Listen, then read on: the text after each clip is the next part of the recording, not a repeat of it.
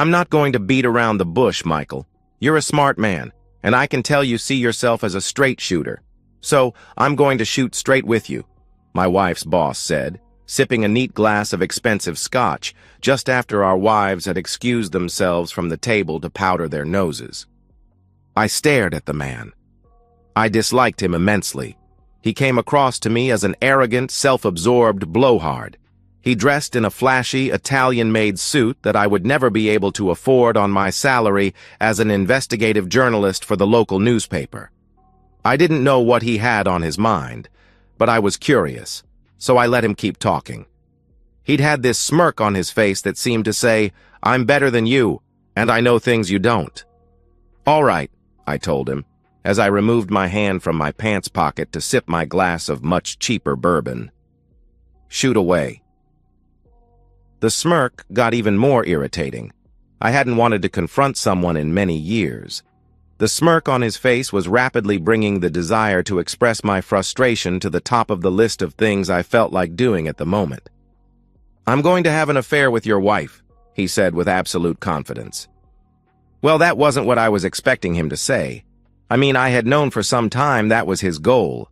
I had warned Debbie several times that I thought her boss had sinister motives, but she told me I was nuts. To hear him put his desires into words so directly, so blatantly, was a surprise. He was an arrogant individual, and now I definitely wanted to confront him and wipe off that lingering smirk. He paused, letting his words sink in, with the smirk still in place. He seemed to be enjoying himself. I took a deep breath and willed myself not to react. I could tell he wanted me to be shocked or angry, to protest, or make a scene so that he could humiliate me more than he already had. Years of playing garage poker had given me the ability to keep my feelings well hidden. He was watching me closely, as if he were trying to detect a tell, some nervous tick that he was getting under my skin. Instead of reacting the way he expected, I grinned. "Oh, really?" I asked. "You sound pretty sure of yourself." "I'm always sure of myself, Michael," he said, grinning back at me. I had never seen someone grin and smirk at the same time, but this guy just did. "I'm going to pursue Debbie, as much as I want, whenever I want, and there is nothing you can do to stop it." I felt like a superhero in a comic book facing some costumed arch-villain. You know, the bad guy who is so sure of himself that he has to give a speech revealing his dark plan so he can rub it in the good guy's face and reveal a false sense of superiority. I read a lot of comics as a kid. Okay, I admit, I still read them as a grown man. All those long-winded individuals were narcissists with bloated egos and a strong sense of entitlement, just like this individual sitting across the table from me. "You can try to stop it from happening," he went on with his discourse. "But it is inevitable at this point. You're in a no-win situation. You're playing in a game you don't understand against a master player. If you try to warn her, she won't believe you. The more you protest and pull her away from me, the harder she will resist and the faster she will be in my bed." I felt my anger rising higher and had to focus my breathing to keep my face from turning bright red. I could not believe the unmitigated audacity of this individual. I've disliked people like him my whole life. Bullies, spoiled little rich kids. For him to speak so confidently about Debbie letting him pursue her was nauseating. I couldn't imagine her ever being unfaithful, and certainly not with this individual. Then again, stranger things have happened. Pocket aces don't always win. You're damned if you do and damned if you don't. Do nothing, and I will pursue her and claim her as mine. She most likely would hide it from you, trying to protect your feelings and maintain your marriage while being unfaithful behind your back. Fight the inevitable, and she will turn against you. And not only will I pursue her, but you'll lose her completely. Fight me, and I'll destroy your lives after I've pursued her anyway." I was seething on the inside. My left hand was resting on the table, but my right was on my lap, hidden from his view. I was clenching it in a tight fist, ready to lash out. "Did you practice this speech just for me, or have you given it to a bunch of other poor individuals before me?" I asked, continuing to grin. I saw a slight twitch in his left eye. I wasn't reacting the way he wanted, and he was getting irritated. That was a tell. I had struck a nerve. Your wife is enamored with me. She respects me. Hell, she may even be falling in love with me.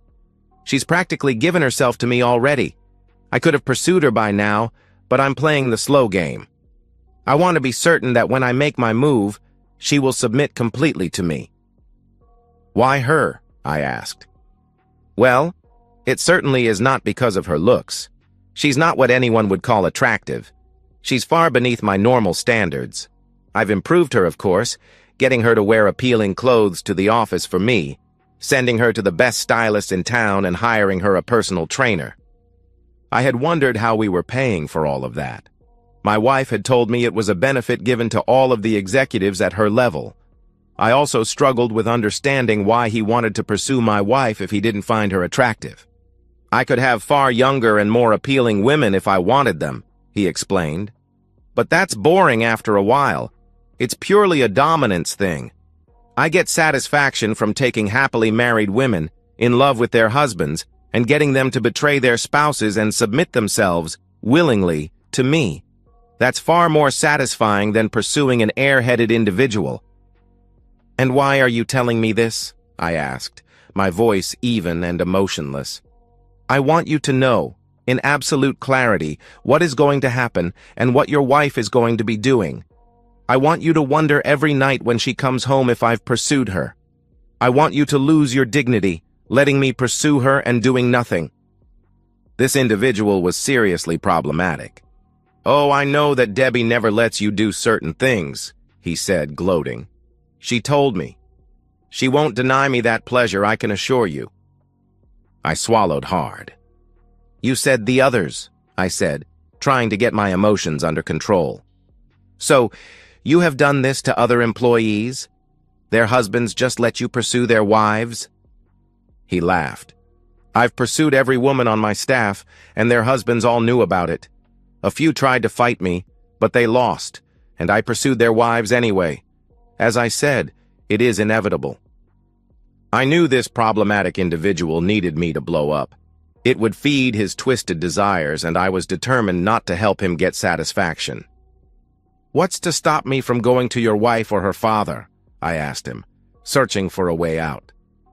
I didn't know much about his company, but I had learned that he married the owner's daughter many years ago and had taken over the day-to-day operations when the old man had a stroke. He laughed. Why would they believe the husband of a disgruntled former employee? It wouldn't be the first time that people tried to extort money from me with lies and unprovable allegations. Former employee? I asked. She still works for you. Not if you don't cooperate. I'll fire her for cause and ensure Debbie never works in the field again. You don't want to mess with me. Play along and she'll be well compensated.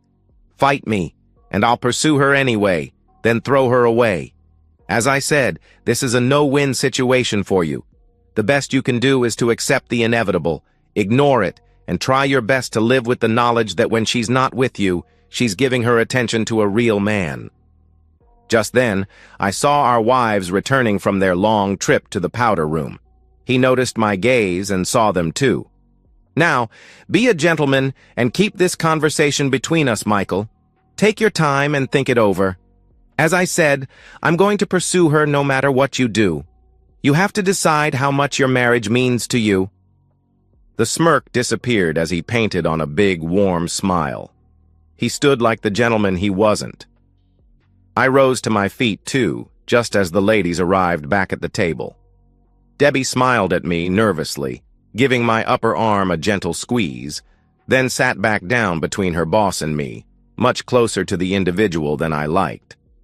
I glanced at him, and he shot me a smirk briefly, followed by a wink that conveyed a hidden meaning. "Did you boys have a good chat while we were gone?" Debbie asked as she adjusted her little black dress. It distinctly looked like she had taken off her undergarment while in the restroom. Her boss placed his hand on Debbie's shoulder, while his wife sipped on her cocktail, seemingly oblivious to the attention her husband paid to my wife. "Yes," the individual replied. I was explaining to Michael about some of our future plans and how our success is inevitable. Debbie didn't react to his hand, and that made me even more uncomfortable. It was as if she was so used to the physical intimacy his touch implied that she didn't notice it, even when he was doing it in front of his wife and me. I needed to do something. I would not tolerate Debbie giving herself to any man, especially this one. I decided on a risky course of action. I was hoping that things had not progressed so far with my wife that I would push her into his waiting arms. However, at this point, I had few alternatives. Debbie would have to choose between him and me. I was determined to deal with the ramifications of whichever choice she made. "Yes," I said, smiling at Debbie. "If everything goes the way your boss explained it, you may be changing jobs soon, and I suspect you'll have to work a lot of late nights and weekends." Debbie glanced at her boss and then back at me with a puzzled expression. "Oh? Why is that?" she asked. Her boss had said I considered myself a straight shooter. He had no idea just how straight. When he hesitated to respond, I plunged forward into the icy water. "Well, it sounds like you will have to be spending more time with him because he's going to turn you into a paid companion when he starts pursuing you." Her boss nearly choked on his scotch. Debbie's mouth fell open. Her boss's wife gasped. "What did you say?" Her boss dropped his hand from Debbie's shoulder and sputtered out a protest. "How dare you say such a thing?" "Well, I'm just repeating what you said 5 minutes ago," I told him. "You said you are going to pursue my wife, and there's nothing I can do to stop it. You said you would pursue her just like you've pursued every other woman on your staff, and that if I protested, you would pursue her anyway, then fire her." "Michael!" Debbie shouted. "What are you doing?" Her boss jumped to his feet. "You son of a gun!" he yelled. "How dare you? I've been nothing but a gentleman to your wife. What kind of game are you playing?" He glared at Debbie with feigned indignation. Debbie was staring at me in shock like I had lost my mind. "Debbie, I would never lie to you or do anything to hurt you. This is precisely what I had warned you this individual was trying to do. You can either leave with me now or stay here with this individual. If you choose to stay, then he's right, and you are his companion.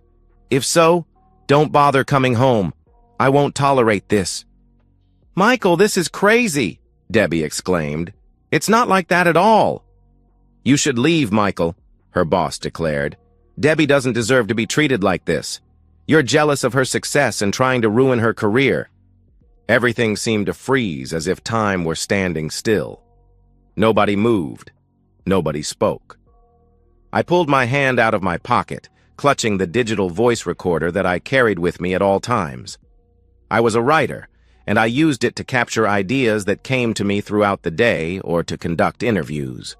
I pressed a button, and his voice rang out loud and clear for all to hear.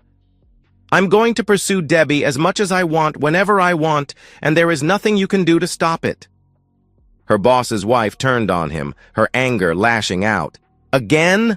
You unfaithful individual! You swore you wouldn't do it again!" Debbie's eyes grew wide, and tears began to well up. I pushed a button, and the recorder advanced. You could hear him telling me about destroying Debbie's career if I didn't play along and how he would still pursue her before throwing her away. "You're a pathetic individual," he yelled. Debbie started shaking her head. No, that's not true." "Michael," she said, hesitating to catch her breath, then turned to her boss. "Michael is not pathetic. He's not jealous of my success, and he is not a loser." "All the women?" her boss's wife asked. "You've pursued all the women that work for you?" Her boss stepped back, staring at his wife. "Of course not," he said, growing defensive. "He's doing this to attack me, to blackmail us." "You're an individual," his wife yelled. "When I tell Daddy, you're finished." She grabbed her purse and stormed out of the restaurant. "I thought you respected me for my work," Debbie snarled. "You terrible person. That's why you've made me work alone with you all those evenings. That's why you offered to be my mentor. You individual. You've been trying to seduce me." Debbie grabbed her wine glass and threw the contents into her boss's face, showering him in dark red. "I quit," she yelled, then stomped away, grabbing my hand. "Let's get out of here before I become ill." "Sure, baby," I said, then turned back one last time and met her boss's gaze. He glared at me furiously. "How's that for straight shooting?" I asked as I returned the same smirk he'd been giving me all evening. 6 months later, life had taken some unexpected turns. Debbie had landed a job with a progressive marketing firm that valued her skills and respected her boundaries. She'd been promoted twice since leaving her previous job, and her new boss was nothing like the predatory individual from her past. I continued my work as an investigative journalist, and the story of her former boss's systematic workplace harassment eventually became more than just our personal victory. The recordings I'd made that night became key evidence in a larger investigation. It turns out, his pattern of manipulation and inappropriate behavior wasn't just an isolated incident. Several women from his company came forward, emboldened by Debbie's courage.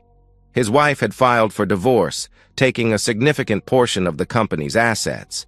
Her father, once a powerful business owner, was furious about the scandal that had tarnished the family's reputation.